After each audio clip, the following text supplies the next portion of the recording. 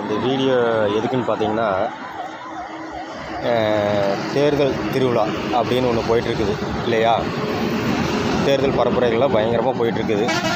ஒவ்வொரு கட்சியும் பயங்கரமாக அவங்க சைடில் இருக்கக்கூடிய மக்களிடத்தில் அந்த குறைகளை சொல்லி ஓட்டு கேட்டு வந்துட்டுருக்குறாங்க. நான் ஏன் இந்த பதிவு போடுறேன் அப்படின்னா, எங்கள் பரம்பரையில் எனக்கு தெரிஞ்சு ஒரு 4 தலைமுறையாக எம்ஜிஆர் அவர்கள் கட்சி ஆரம்பித்த காலத்தில் இருந்து இப்போ செல்வி ஜெயலலிதா அவர்கள் இறக்குற வரைக்கும் எங்களுடைய குடும்பத்தில் அத்தனை பேரும் ஏடிஎம்கேக்கு ஓட்டு போட்டவங்க. என்னோட இது வரைக்குமே இப்போ எனக்கு ஓட்டு உரிமை கிடச்சி என்னோடய வயசுக்குமே அவங்களுக்கு ஓட்டே போட்டிருக்கோம். எங்கள் குடும்பத்தில் அத்தனை பேரும் அவங்களுக்கு ஓட்டே போட்டிருக்குறோம். ஆனால் இப்போ எதுக்கு இந்த பதிவு அப்படின்னு நீங்கள் கேட்கலாம். செல்வி ஜெயலலிதா அவர்கள் இருக்கிற வரைக்கும் அவங்க நிறைய சொத்து பிரச்சனையில் ஜெயிலுக்கெல்லாம் போனாங்க. ஆனால் அந்த டைமில் என்னோடய இடத்துல இருந்து இந்த பதவியை பொறுப்பாக நடத்தணும் அப்படின்னு சொல்லி அறிமுகம் செஞ்சு வச்சவர் ஓ பன்னீர்செல்வம். அவரைத்தான் இந்த தமிழ்நாட்டுக்கும் சரி இந்தியாவுக்கே இந்த ஏடிஎம்கே கட்சிக்கு ஜெயலலிதாவுக்கு அப்புறம் ஓ பன்னீர்செல்வம் தான் இந்த பொறுப்பை நடத்தணும், இந்த சிஎம் பதவியில் இருக்கணும் அப்படிங்கிற மாதிரி அவங்க அறிமுகம் பண்ணிட்டு போனாங்க இல்லையா? அது எல்லாத்துக்குமே தெரியும், மக்கள் எல்லாத்துக்குமே தெரியும். ஆனால் இப்போ இருக்கக்கூடிய எடப்பாடி பழனிசாமி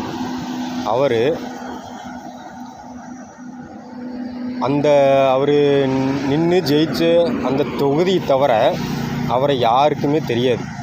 எடப்பாடி பழனிசாமி அப்படிங்கிற ஒரு ஆளை, ஒரு தனி மனிதனை, அவர் நின்று ஜெயிச்ச அந்த தொகுதியை தவிர வேறு எந்த இடத்துலையுமே தமிழ்நாட்டுக்குள்ளே இவர் தான் பழனிசாமி, இவர் ஏடிஎம்கே கட்சி அப்படிங்கிறது யாருக்குமே தெரியாது. உண்மையா இல்லையா? மக்களாகி நீங்களே சொல்லுங்கள். அப்படிப்பட்ட ஒரு ஆள் செல்வி ஜெயலலிதா அவர்கள் இறந்ததுக்கப்புறம் என்னென்னமோ பல சூழ்ச்சிகளை செஞ்சு ஓபிஎஸ் அவர்களை வரவிடாமல் தடுத்து இந்த பழனிசாமி காலில் விழுந்து பணத்தை கொடுத்தோ என்ன வேணும் செஞ்சு ஒரு தவறான வழியில் தான் இந்த கட்சியினுடைய பொதுச் செயலாளர் அப்படின்னு சொல்லி வந்திருக்கிறார். இது 100க்கு 100 உண்மை, 100க்கு 100 உண்மை. இது மக்கள் எல்லாத்துக்குமே தெரியும். எப்படி எந்த வழியில் வந்தால் அப்படி இந்த எடப்பாடி பழனிசாமி அப்படிங்கிறது எல்லாத்துக்குமே தெரியும் இல்லையா? அப்படிப்பட்ட ஒரு ஆள் அம்மா இறந்ததுக்கப்புறம் 4.25 வருஷம் ஆட்சி பண்ணார்.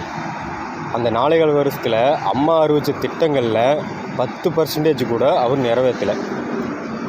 இதுவும் உண்மை. ஏன் அப்படி நிறைவேற்றலைன்னா, இவங்க நாற்காலி சண்டையே 4 வருஷம் ஓடிப்போச்சு. எப்படி? நாற்காலிக்கு போட்ட சண்டையிலேயே 4 வருஷம் ஓடிப்போச்சு. அப்படி சண்டை போட்டு நாற்காலியை ஏதோ ஒரு வழியில் குறுக்கு வழியில் போய் வாங்கிட்டேன். அப்படி இப்போது அந்த கட்சியினுடைய பொதுச் செயலாளர்னு வேறு சொல்கிற. அப்படி யார்? எடப்பாடி பழனிசாமி. அப்படிப்பட்ட ஒரு ஆள் கட்சியில் இப்போ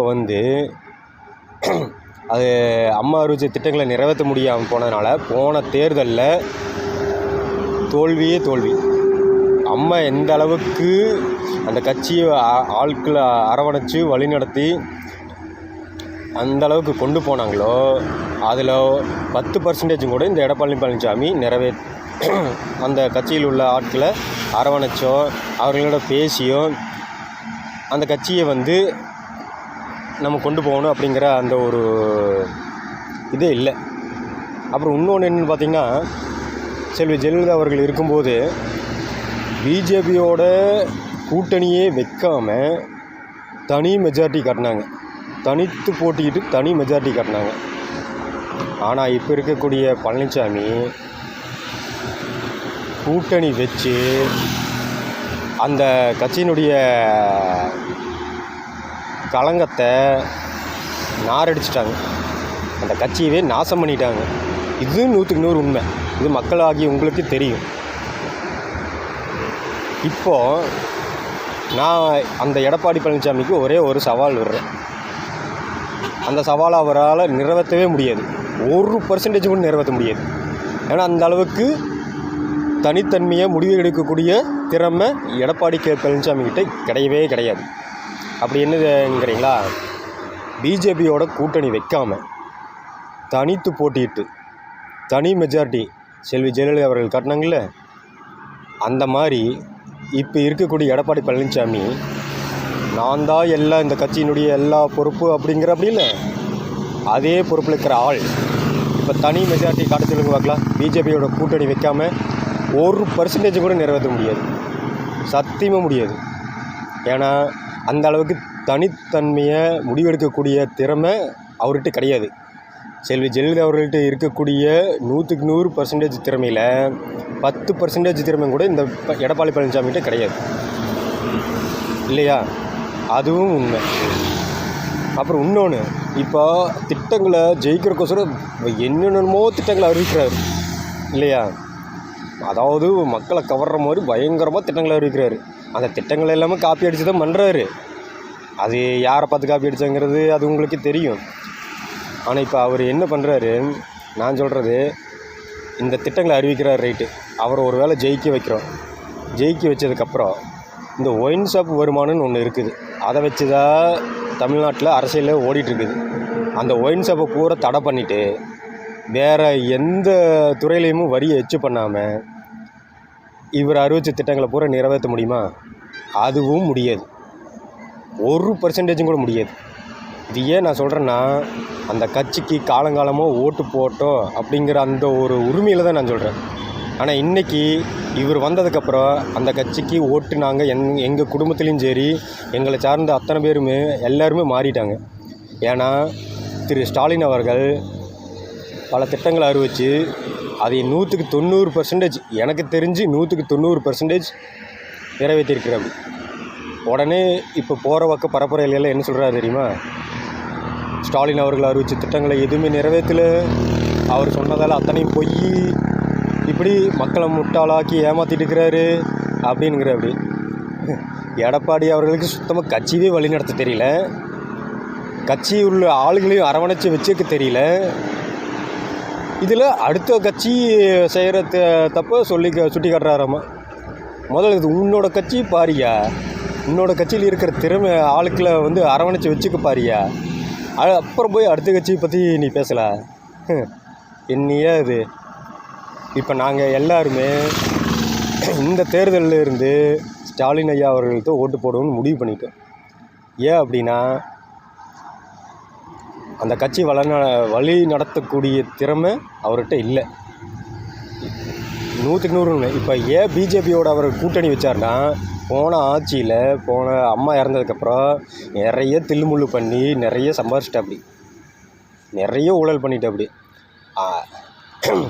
அந்த ஊழல் பூரா இப்போ வெளிச்சத்துக்கு வந்துச்சுன்னா அவர் சொத்தை எல்லாம் பறிமுதல் செஞ்சுருவாங்க. அதை காப்பாற்றிக்கிறக்கோசரம் மேலிடத்துல கூட்டணி வச்சுருக்கிறாப்படி. ஏன் பிஜேபி தமிழ்நாட்டில் பிஜேபி தலைவராக அண்ணாமலை அவர்கள் இருந்தார், அவரே இந்த எடப்பாடி அவர்களை பற்றி கழுவி ஊற்றுனாப்படி. எப்படி கழுவி ஊற்றுனாப்படி?